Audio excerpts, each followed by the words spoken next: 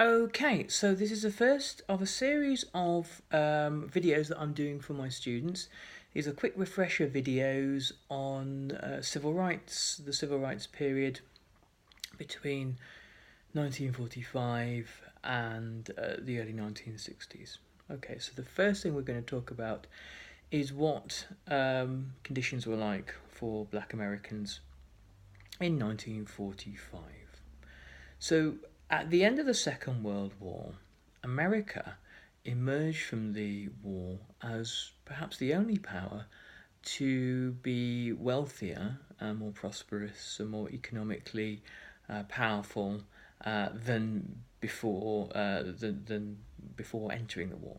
Okay, so America from 1945 onwards, actually for the next 25 years, experienced an almost unprecedented economic boom.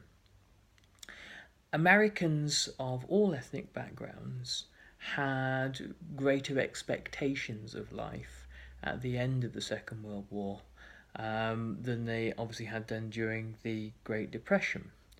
And it was white Americans that generally tended to economically benefit from the new conditions that existed in America after the war.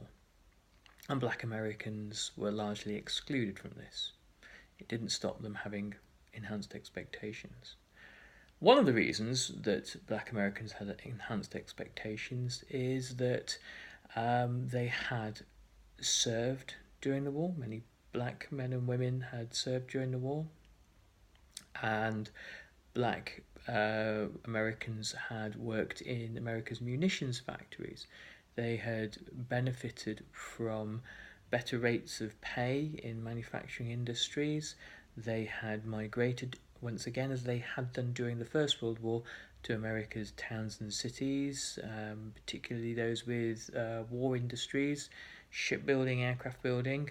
There had been the threat of industrial action during the Second World War.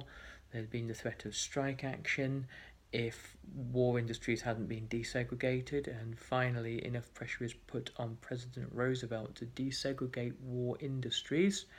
And the black trade unionist Philip Randolph led a march on Washington in 1941 to protest segregation in war industries.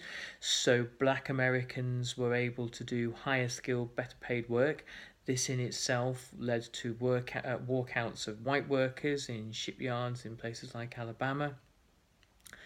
But at the end of the war, there were large numbers of black Americans with experience of higher paid work, experience of military service, and a generally higher level of self esteem and a belief that change was possible. And then, during this huge economic boom, living standards across the board gradually increase, rapidly increased for many white Americans, increased at a lesser pace for black Americans, and with that, expectations not just of economic change and economic rights, but of civil rights increase. There is an expectation that the ways of the South, segregation and Jim Crow, should now be done away with.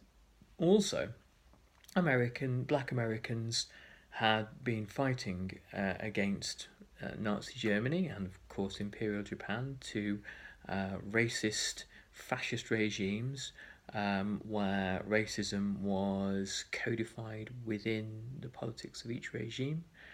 And they expected to be able to triumph over racism at home. There was among black Americans the double V campaign, the two victories: victory over racism abroad, victory over racism at home.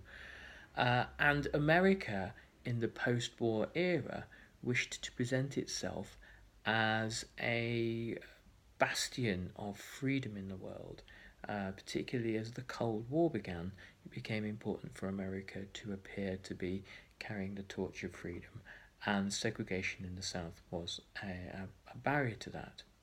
Okay, so there's some of the background and the context. I'm going to finish here and we'll look at the first moves towards desegregation during the later 1940s in the next video. Thanks.